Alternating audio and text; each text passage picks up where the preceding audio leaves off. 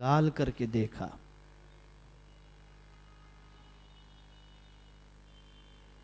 کہ کون سا عمل ایسا ہے جو بارگاہ سمدیت کے اندر قرب کا ذریعہ اور مقبولیت کا ذریعہ ہے۔ تو جس عمل کو آپ نے تلاش کیا اعمال کے دفتر میں آج اسی عمل کے حوالے سے کچھ باتیں عرض کروں گا۔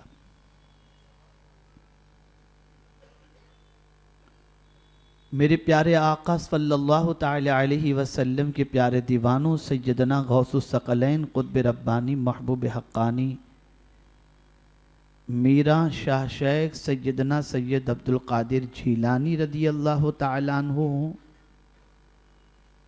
یا جتنے بھی اولیاء ہوں یا جتنے بھی انبیاء ہوں، میں نے جب غور کرنے کی کوشش کی تو سب کی زندگی پاک کے اندر وہ عمل نمایاں طور پر نظر آیا۔ اور جب میں نے قرآن مقدس کی آیات میں غور کرنے کی کوشش کی، اس کے تراجم اور اس کے معنی اور مطالب پر، تو اس عمل کی فضیلت اس حد تک نظر آئی کہ جس کی کوئی انتہا نہیں۔ اور اس عمل کے حوالے سے مسلمانوں میں غفلت جب دیکھی گئی تو میں سمجھتا ہوں کہ غفلت کے اندر بھی مسلمانوں کا جواب نہیں۔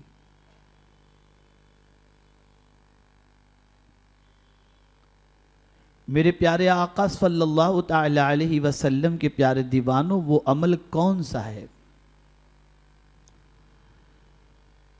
جس کے حوالے سے سیدنا غوث الثقلین رضی اللہ المولا تبارک و تعالی عنہ نے ارشاد فرمایا،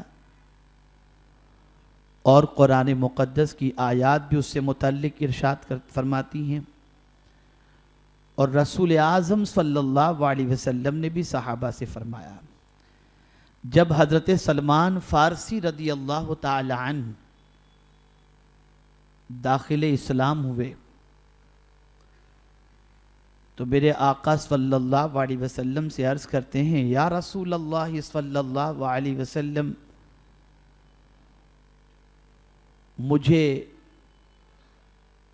حکم فرمائیں کہ میں کیا کروں، کسی عمل کی وصیت فرمائیں۔ یہاں میں تھوڑی سی توجہ چاہوں گا کہ بہت سارے لوگ حضور صلی اللہ علیہ وسلم کے فرمان کو سن کر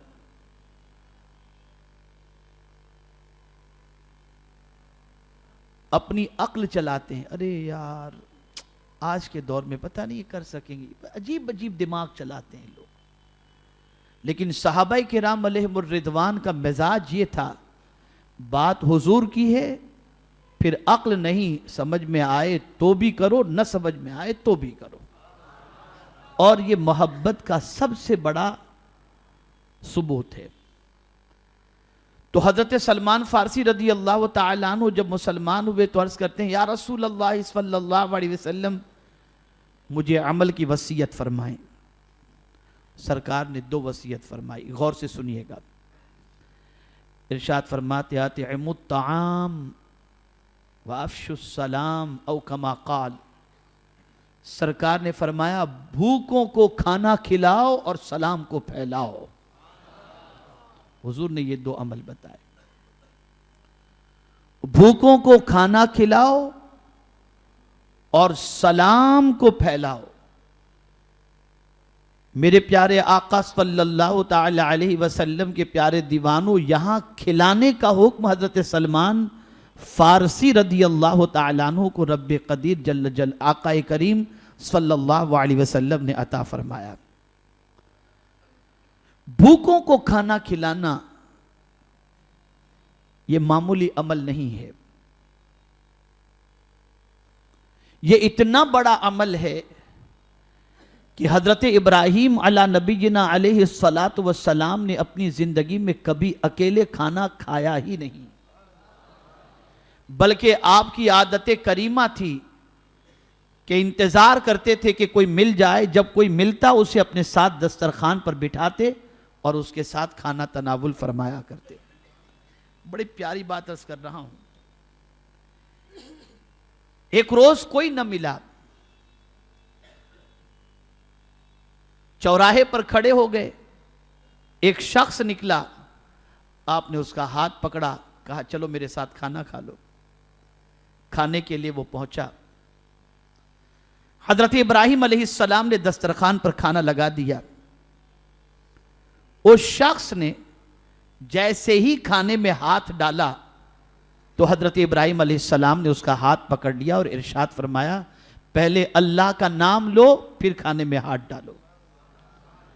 اس لیے کہ جس کھانے میں بغیر اللہ کا نام لیے ہاتھ ڈالا جائے وہ کھانا شیطان کو فائدہ پہنچاتا ہے اور وہ ہاتھ شیطان کا ہوتا ہے. مسلمان نہیں تھا وہ شخص, اس نے کہا میں اللہ کا نام نہیں لوں گا. توجہ چاہوں گا, اس نے کہا میں اللہ کا نام نہیں لوں گا. تو حضرت ابراہیم علیہ السلام نے فرمایا میں تجھے کھانا نہیں کھلاؤں گا. وہ اٹھ کر چلا گیا. غیب سے آواز آتی ہے, غور سے سنو, غیب سے آواز آتی ہے, اے ابراہیم تو نے اس بندے کو دسترخوان سے اٹھا دیا. اس نے تو صرف ایک مرتبہ ایک وقت کے تیرے کھانے کے دسترخوان پر میرا نام نہیں لیا تو تو نے اسے کھانا نہیں کھلایا. میں اس کو زندگی بھر کھلا رہا ہوں, اس نے کبھی میرا نام نہیں لیا ہے. اب قرآن کہتا ہے وَأَحْسِن كَمَا أَحْسَنَ اللَّهُ إِلَيْكَ, لوگوں سے بھلائی کرو جس طریقے سے اللہ نے تمہارے ساتھ بھلائی کی ہے.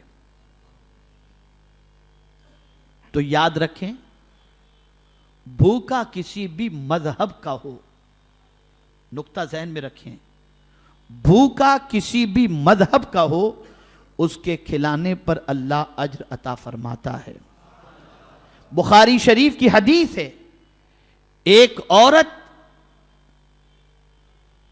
جس کا دفتر گناہوں سے بھرا تھا, جس کے دامن پر گناہوں کے دھبے لگے تھے, ایک مرتبہ وہ دیکھتی ہے کہ ایک کتا پیاس سے زبان کو لٹکائے ہوئے ہے. اس بد کردار عورت کے دل کے اندر اس کتے کے لیے پیار آیا, شفقت آئی, اور اس عورت نے پانی کے قطرے کتے کی زبان پر ڈال دیے, جس کی وجہ سے کتے کی پیاس بجھ گئی. بیان کیا گیا اس عمل کی وجہ سے اللہ نے اس عورت کے گناہوں کو معاف فرما دیا, بخش دیا اسے.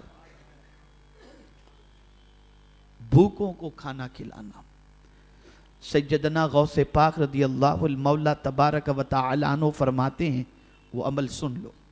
ارشاد فرماتے میں نے اعمال کے دفتر کو کھنگال کر کے دیکھا کہ وہ کون سا عمل ہے جو رب قدیر جل جلالہ کو بہت پسند ہے. تو ارشاد فرماتے ہیں مجھے اعمال کے دفتر میں یہی عمل سب سے زیادہ خدا کو پسند نظر آیا, بھوکوں کو کھانا کھلانا. تب میری سمجھ میں بات آئی کہ اولیاء کا لنگر کیوں چلتا رہتا ہے. تب سمجھ میں آیا, اور آج وہ زمین پر تھے تب بھی ان کا لنگر جاری تھا, اور آج مزار میں وہ آرام کر رہے ہیں تو ان کے قریب کی ہوٹلوں میں لوگ فقیروں کو دیکھتے ہیں, بھئی 10 فقیر میری طرف سے, 5 فقیر میری طرف سے. صدیاں گزر گئیں, ان کے یہاں سے لنگر آج بھی جاری. آج بھی پتا چلا یہ کھانا کھلانا کتنا عظیم عمل ہے. اگر میں اس کو قرآن کی روشنی میں سمجھاؤں تو آپ کے عقل کے دریچے اور کھل جائیں گے. میں آج وقت زیادہ نہیں لوں گا, اس لیے کہ مجھے ابھی تھوڑی دیر میں افریقہ کے لیے نکلنا ہے انشاءاللہ, اور جلوس غوثیہ تک مجھے انشاءاللہ واپس بھی آنا ہے. دعا کریں, بڑا لمبا سفر ہے, کم و بیش 12 گھنٹے کا سفر ہے. اللہ خیر سے وہ سفر مکمل فرمائے. اور آپ دیکھ رہے تھے کچھ دنوں سے طبیعت بھی ٹھیک نہیں تھی, لیکن الحمدللہ آپ سب کی دعا سے اللہ نے بڑا کرم فرمایا ہے. اب قرآن کی روشنی میں سمجھو, سورہ ماعون میں آپ سب سے کہتا ہوں صرف سنا نہ کرو, کبھی پڑھ بھی لیا کرو. سورہ ماعون 30ویں پارے کے اندر ہے, ارائیت الذی یکذب بالدین, کنزل ایمان پڑھو، خزائن العرفان پڑھو، پھر اس کی تفسیر پڑھو تو آپ کی سمجھ میں بات آئے گی۔ قرآن کہتا ہے ارأیت الذی یکذب بالدین، کیا آپ نے دین کو جھٹلانے والوں کو دیکھا؟ دین کو جھٹلانے والے کون ہے؟ دین جھٹلانے والے کیا نماز کا انکار کرتے ہیں؟ کیا روزے کا انکار کرتے ہیں؟ کون ہے دین کو جھٹلانے والے؟ تو اب اس کی آگے تشریح آ رہی ہے، دین کے جھٹلانے والے کون ہیں؟ جو یتیموں کو دھکا دیتے ہیں۔ کیا کرتے ہیں؟ یتیموں کو دھکا دیتے ہیں اور مسکینوں کو کھانا کھلانے پر ابھارتے نہیں ہیں۔ میرے پیارے آقا صلی اللہ تعالی علیہ وسلم کے پیارے دیوانوں، ہر ایک کی ذمہ داری ہے کہ دوسرے سے کہے کہ بھوکوں کو کھانا کھلاؤ۔ میں ابھی تازہ ترین الیکٹرانک میڈیا پر آپ نے دیکھا ہوگا روٹی بینک، غالباً اورنگ آباد یا پتہ نہیں کہیں کسی نے روٹی بینک کھولی ہے، حیدرآباد میں کہیں باقاعدہ اس نے ایک بینک بنایا ہے، روٹی بینک۔ اس کے ممبرز بنے ہیں، وہ ممبرز اپنے گھر کا روزانہ کھانا لا کر کے روٹی بینک میں جمع کرتے ہیں، اور پھر جن کے پاس کھانے کے لیے کچھ بھی نہیں وہ آتے ہیں روٹی بینک سے اپنا کھانا لے کر کے چلے جاتے ہیں۔ بھوکوں کو کھانا کھلانا بہت بڑا عمل ہے، بہت بڑی نیکی ہے، اتنی بڑی نیکی ہے کہ کھلانا تو اپنی جگہ پر ہے کہ حدیث مبارکہ میں آقائے کریم رؤوف و رحیم علیہ التحیۃ والتسلیم نے روزے دار کو کھانا کھلانے کی فضیلت بیان فرمائی۔ ہم رمضان میں ٹوٹ پڑتے ہیں سب کو کھلانے کے لیے، تو یہ فضیلت خالص رمضان کے لیے نہیں ہے۔ رمضان میں ہم چاہتے ہیں شربت بھی خوب بانٹیں، مسجد کے اندر افطار میں اتنا جمع ہو جاتا ہے کہ پھینکنا پڑتا ہے، اور ہم مطلبی ہیں، کوئی بھی کام کرتے ہیں تو ثواب اس میں بھی ڈبل ملٹیپل ہو جائے۔ رمضان میں ایک کا 10 گنا، 100 گنا، 500 گنا، 700 گنا، تو رمضان میں کیوں نہ کرے؟ ارے میرے بھائی، جب بھی کوئی بھوکے کا معاملہ ہو، آپ اگر اللہ کی رضا کے لیے کھلا رہے ہو تو ثواب میں کوئی کمی نہیں ملے گی، آپ کو کوئی کمی نہیں ملے گی۔ بھوکوں کو کھانا کھلانا یہ انبیاء کرام علیہم الصلاۃ والسلام کی سنت مبارکہ رہی، اولیاء کرام علیہم الرضوان کا طریقہ رہا۔ کبھی تو ایسا بھی ہوتا ہے کہ مہمان آ گیا تو آدمی سوچتا ہے یار یہ کیوں آ گیا، اب پتہ نہیں کب تک ڈیرا جمائے رکھے گا، لیکن حضور صلی اللہ علیہ وسلم ارشاد فرماتے ہیں کہ مہمان کے آنے سے پہلے 40 روز پہلے مہمان کی روزی میزبان کے گھر پر اللہ پہنچا دیتا ہے، پہنچا دیتا ہے۔ اور مہمان آتا ہے تو تمہارا کچھ نہیں لیتا، بلکہ جب وہ جاتا ہے تو تمہارے گھر کی بلائیں اس کے سبب سے اللہ دور فرما دیتا ہے۔ اور سرکار فرماتے، بخاری شریف کی حدیث ہے کہ جو اللہ اور یوم آخرت پر ایمان رکھتا ہو اسے چاہیے کہ اپنے مہمان کا احترام کرے۔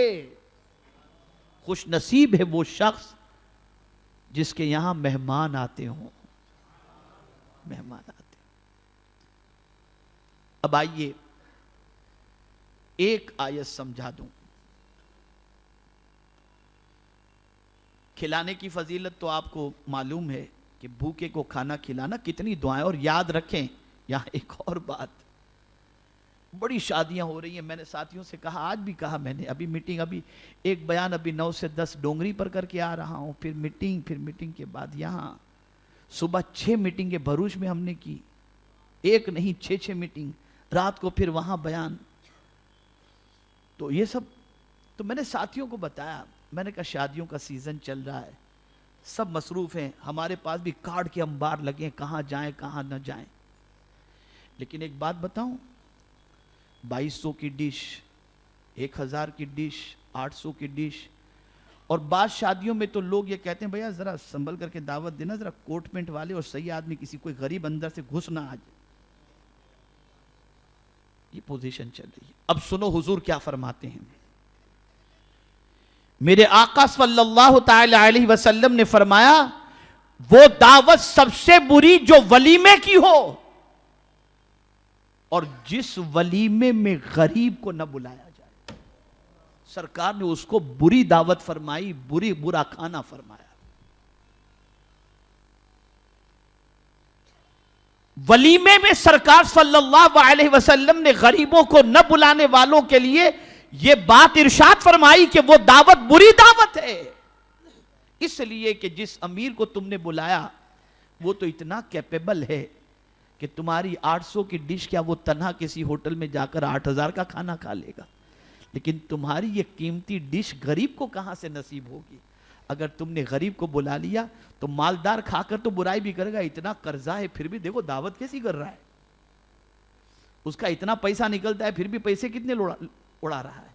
لیکن غریب کھائے گا تو کہے گا اللہ اس کے جوڑے کو سلامت رکھے. اس کی دعا سے اللہ سب بنا دیتا ہے. لیکن لوگ غریبوں کے ساتھ سلوک کرنے میں شرم محسوس کرتے ہیں. میں تو دیکھتا ہوں کہ غریب کے پاس کوئی بیٹھنے تیار نہیں ہوتا. اب جب غریب کی بات آئی تو سنو، سرکار فرماتے ہیں مجھے تلاش کرنا چاہتے ہو کہ میں تمہیں کہاں ملوں گا؟ سرکار فرماتے ہیں مجھے تلاش کرنا چاہتے ہو میں کہاں ملوں گا؟ سرکار فرماتے ہیں ابغونی فی ضعفائکم، تم مجھے اپنے کمزوروں میں تلاش کرو میں تم کو وہاں مل جاؤں گا. جس غریب کو سوسائٹی دھتکارتی ہے حضور فرماتے ہیں کہ میں ان غریبوں میں کمزوروں میں تمہیں ملوں گا. اور قربان جائیے مسجد نبوی شریف میں صحابہ کرام علیہم الرضوان میں سے وہ صحابہ جو غریب تھے بیٹھ کر تلاوت کرتے تھے. سرکار صلی اللہ علیہ وسلم ایک صحابی کے پاس پہنچے اور جا کر کے بیٹھ گئے. وہ صحابی کو حیرت ہوئی کہ حضور آ کر میرے پاس بیٹھ گئے. انہوں نے دیکھا اٹھ کے کھڑے ہونے لگے. سرکار فرماتے نہیں بیٹھو، تمہارے پاس بیٹھنے کا حکم مجھے خدا نے دیا ہے.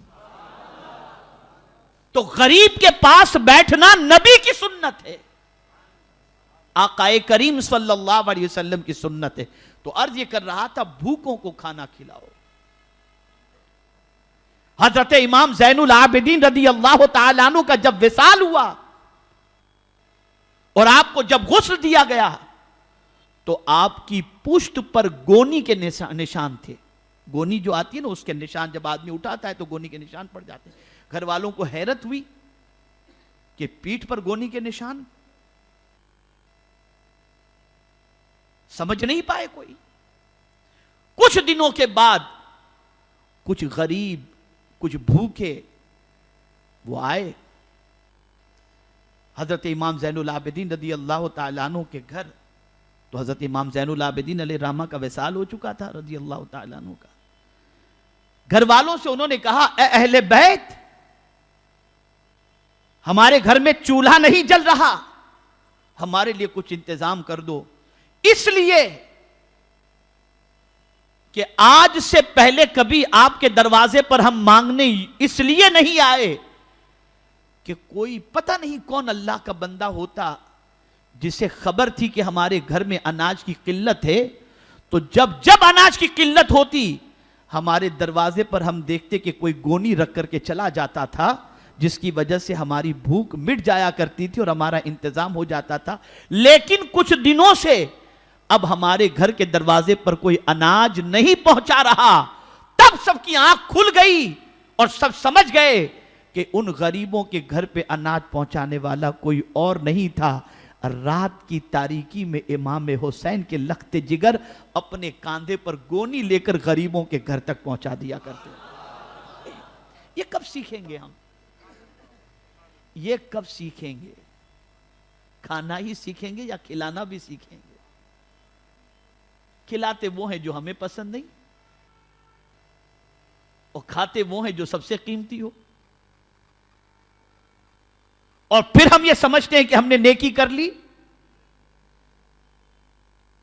اب آپ دیکھیں نا، اجمیر شریف گئے تو اجمیر شریف جانے کے بعد کیا کرتے ہیں؟ ٹھیک ہے یہ بھی اپنی جگہ صحیح ہے، انکار نہیں کرتا ہوں، جانے کے بعد جو 10-10 روپے میں اور 20-20 روپے میں کھانا ملتا ہے نا، ہم کہتے ہیں 10 فقیر کھلا دینا، کبھی اندر بیٹھ کے کھائے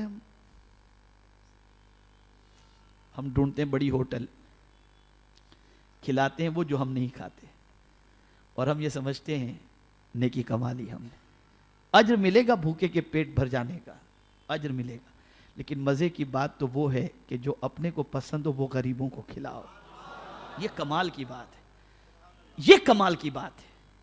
اور تاریخ اٹھا کر کے دیکھو، کوئی نبی اور کوئی ولی وہ چیز اللہ کی راہ میں دیے ہی نہیں جو ان کو پسند نہ تھی، انہیں بیٹا پسند تھا، بیٹا اللہ کے نام پر دے دیا، انہیں وطن پسند تھا، وطن اللہ کے نام پر دے دیا، اور ہمیں جو نہیں پسند ہوتا وہ اللہ کے نام پہ دیتے ہیں، اور جو پسند ہوتا ہے وہ اپنے لیے رکھ لیتے ہیں۔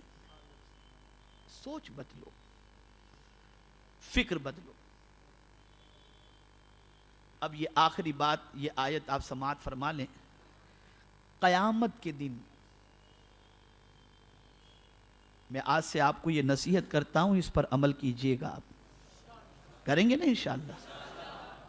اس آیت کو سمجھو، ان آیت کو۔ قیامت کے دن کچھ بندوں کو اللہ عز و جل، کچھ بندوں سے متعلق اللہ ارشاد فرمائے گا، خذوہ فغلوہ ثم الجحیم صلوہ ثم فی سلسلۃ 70 ذراعا فاسلکوہ۔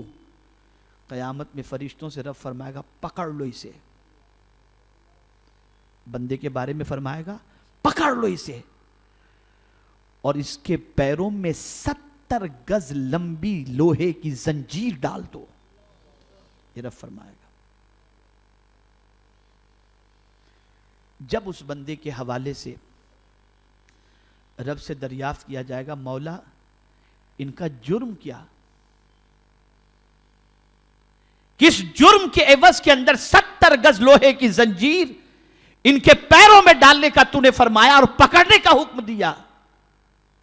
2 جرم قرآن نے بیان کیے، انہو کان لا یؤمن باللہ العظیم ولا یحض علی طعام المسکین، یہ عظمت والے رب پر ایمان نہیں لائے تھے اور بھوکوں کو کھانا کھلانے کے لیے لوگوں کو ابھارتے نہیں تھے۔ یعنی ایک ہے کھانا نہ کھلانا، اور ایک ہوتا ہے دوسرے کو نہ کہنا کہ بھئی یہ بھوکے ہیں ذرا پلیز کھانا کھلا دو ان کو۔ اگر بھوکوں کے بارے میں جان کر بھوکوں کو کھانا کھلانے پر لوگوں کو نہ ابھارا جائے تو قیامت میں اس کا یہ سخت ترین عذاب ہے۔ تو آدمی اگر بھوکا دیکھے اور اسے کھانا نہ کھلائے تو اس کی سزا کتنی سخت ترین ہوگی۔ تو ہمیں چاہیے کہ ہم بھوکوں کو کھانا کھلانے کے لیے لوگوں کو آمادہ کریں، لوگوں کو ابھاریں، لوگوں کو تیار کریں کہ تم تلاش کرو ایسے بھوکوں کو اور ان کے گھر تک تم کھانا پہنچا دیا کرو، ان کی بھوک مٹا دیا کرو۔ میرے پیارے آقا صلی اللہ تعالی علیہ وسلم کے پیارے دیوانوں، یہ بات اچھی طریقے سے یاد رکھیں کہ رسول اعظم صلی اللہ علیہ وسلم نے فرمایا، اگر کوئی شخص پیٹ بھر کر کے کھانا کھائے اور اس کا پڑوسی بھوکا پوری رات سو جائے، سرکار فرماتے ہیں رات بھر فرشتے پیٹ بھر کر کے کھانے والے پر لعنت بھیجتے ہیں۔ یہ بھی تو ذرا سیکھو۔ بلکہ سرکار نے فرمایا کہ جب تم سالن بناؤ تو شوربہ زیادہ کر لو، اپنے پڑوسیوں کے یہاں بھجوا دو۔ یہاں تو پڑوسی اگر غریب ہے چھوڑو، کوئی پوچھتا نہیں ہے، کوئی پوچھتا نہیں۔ اب کسی نے چوری کر کے پیسہ جمع کیا ہو، شراب بیچ کے پیسہ جمع کیا ہو، ڈرگ کا کاروبار کر کے پیسہ جمع کیا ہو، کچھ بھی کر کے پیسہ جمع کیا ہو، مالدار ہے تو بس ٹھیک ہے، کوئی پرابلم نہیں، سب اس کا اسپیکٹ۔ ارے بھائی دیکھو آپ قرآن کیا کہتا ہے، قرآن کیا کہتا ہے، رسول اعظم صلی اللہ علیہ وسلم کیا فرماتے ہیں۔ تو آج سے آپ یہ کوشش کریں، یہ دماغ بنا لیں، اپنی سوچ بنا لیں کہ ایسا نہیں کہ ہمارے معاشرے میں بھوکے نہیں ہیں، اور آغاز کرو اپنے خاندان سے کہ ذرا دیکھو کوئی خاندان میں بھوکا تو نہیں ہے.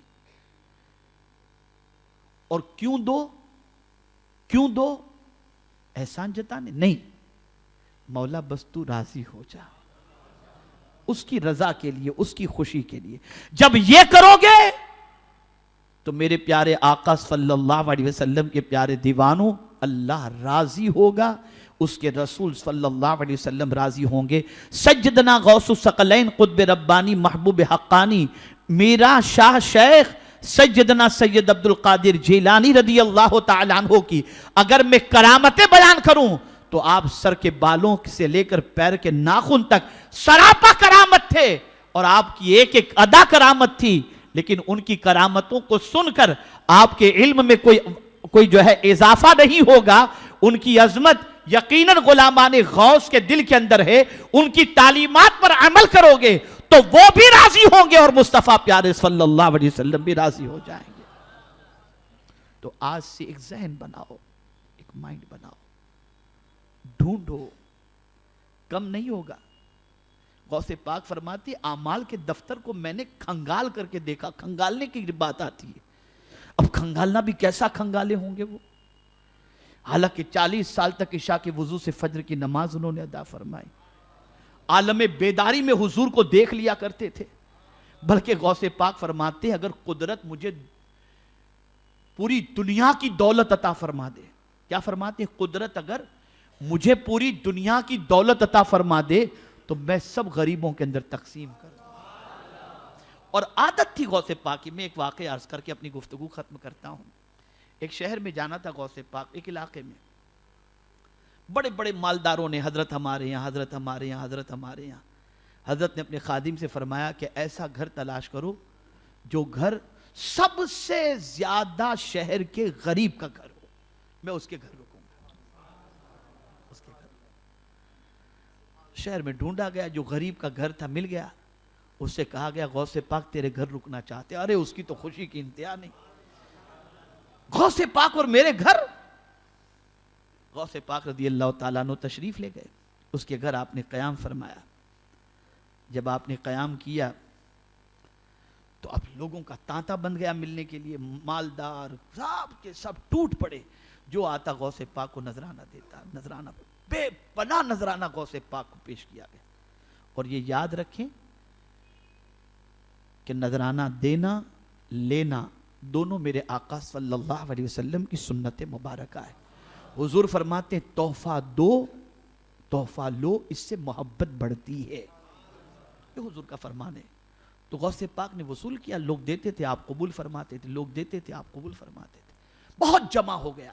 24 گھنٹے آپ نے قیام کیا. دوسرے دن صبح جب روانگی کا وقت آیا نا, غریب کو بلایا اور فرمایا یہ سب کچھ تیرا ہے. اسے سب دے دیا. اور غوث پاک جس حال میں آئے تھے اس حال میں روانہ ہوئے.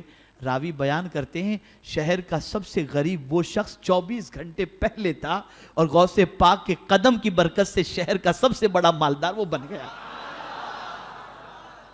یہاں تو غریب کی دعوت, غریب کی دعوت اور قبول. العیاذ باللہ. خیر, میں آپ سے عرض کروں گا غریبوں سے نفرت نہ کرو, غریبوں سے جو ہے وہ دل کے اندر قدورت نہ رکھو. غریب بھی اللہ ہی کے بندے ہیں, اللہ ہی کے بندے ہیں. اور جتنا گناہ مالدار کرتا ہے اتنا گناہ غریب نہیں کرتا, یہ ذہن میں رکھیں. اور جتنی سنتوں پر عمل غریب کرتا ہے اتنا امیر نہیں کر پاتا, نہیں کر پاتا امیر. غریب کے پاس بچھانے کو کچھ نہیں ہوگا, چٹائی بچھا کر سو جائے گا تو چٹائی پر سونا میرے نبی کی سنت. عمل ہو گیا, ہو گیا عمل. اپنے ہاتھوں سے اپنا کام کرے گا میرے مصطفیٰ کی سنت. تو غریب جتنا نبی کی سنت پر عمل کر پاتا ہے امیر نہیں کر پاتا. اس سے آپ یہ نہ سمجھیں کہ امیروں سے محبت نہ کریں, ان سے تعلق نہ قائم کریں, ان سے دوستی نہ کریں. لیکن امیروں کے چاہنے والے تو بہت ہوتے ہیں, غریب کا بھی تو کوئی چاہنے والا ہونا چاہیے, چاہنے والا ہونا چاہیے. تو غوث پاک رضی اللہ تعالیٰ عنہ نے یہ فرمایا تو ہمیں چاہیے کہ ہم بھوکوں کو کھانا کھلائیں, خوب کھلائیں.